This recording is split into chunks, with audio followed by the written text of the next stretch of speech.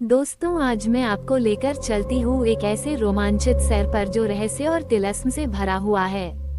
तो चलिए लेकर चलते हैं आपको चुनारगढ़ किले की सैर पर। चुनारगढ़ किला भारत की ऐतिहासिक विरासत है। ये भारत की एक अनमोल धरोहर है।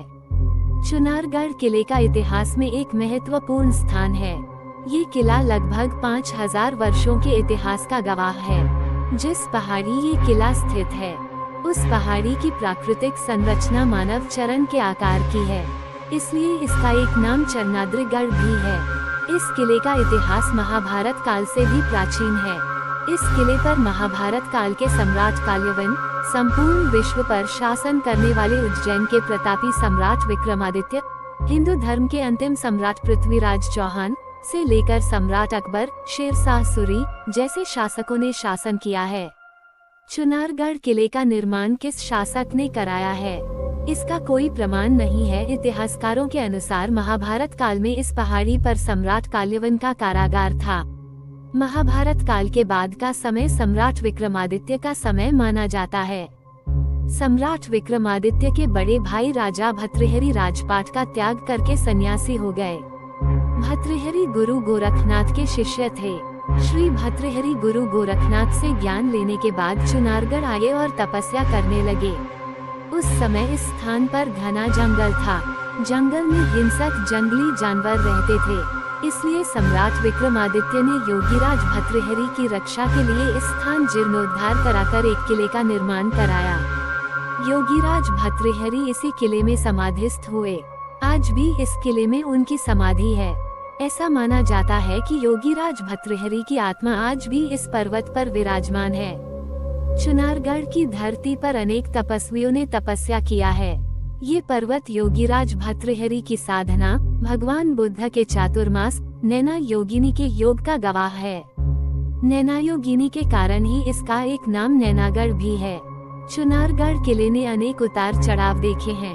समय के साथ साथ तत्कालीन शासकों ने इस पहाड़ी पर अलग अलग शैलियों में समय की आवश्यकता अनुसार निर्माण कराया।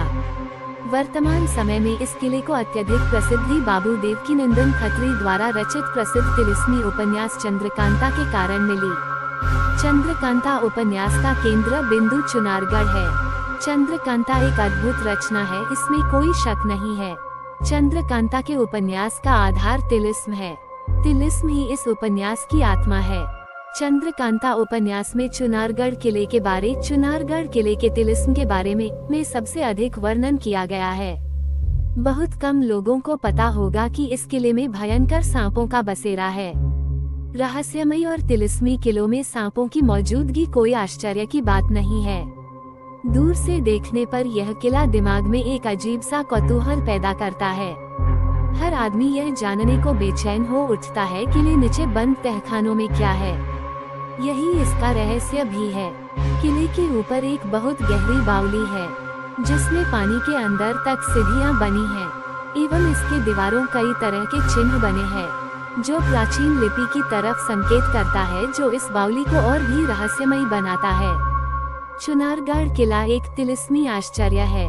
किले में ऊंचाई पर 52 खंभों पर बना हुआ सोनवा मंडप है, जिसके नीचे रहस्यमयी और तिलिस्मी तहखाना है, जिसमें हर वक्त अंधेरा रहता है। लोग इसे कालकोठरी समझते हैं, लेकिन ये केवल एक भ्रम है। तहखाने में कई बंद दरवाजे हैं। इन दरवाजों से किले के भीतर जाने का रास्ता है। किले के भीतर बहुत सारे गुप्त स्थान और रहस्यमयी कोठरियां हैं। इसका तिलिस्मी किले का सारा रहस्य बंद दरवाजों, कोठरियों और रहस्यमय तहखानों में कैद है। हर किसी के मन में यही सवाल है, आखिर चुनारगढ़ किले में इतना गहरा तहखाना, इतनी गहरी सुरंगें क्यों और किस कारण से बनाई गई हैं? सबसे बड़ा रहस्य इसमें छुपे हुए खजाने को लेकर है। यह एक बहुत बड़ा सत्य है कि खजाना इसी किले में कहीं सुरक्षित है। इस किले का एक महत्वपूर्ण नक्शा भी है, जो किसी के यहाँ कैद है। नक्शे को लेकर कई प्रभावशाली राजनीतिक लोगों के बीच आपसी तनातनी भी हुई, जो कि इस किले की दुर्दशा का एक बहुत बड़ा कारण है। ना जाने कितने लोग लोभ और लालच में आकर अपने जान से हाथ धो बैठे। किले में कई सारे खतरनाक स्थान हैं। भारत की आजादी के बाद इसके कई खतरनाक गुप्त दरवाजों और सुरंगों के मुहानों को बंद कर दिया गया। ऐसे बहुत सारे आश्चर्य यहाँ इस किले में कैद है। कुछ का तो पता है, कुछ तो एकदम दफन है। इसके बहुत सारे रहस्यों को छुपा दिया गया है। इस किले का सही इतिहास किसी को मालूम नहीं।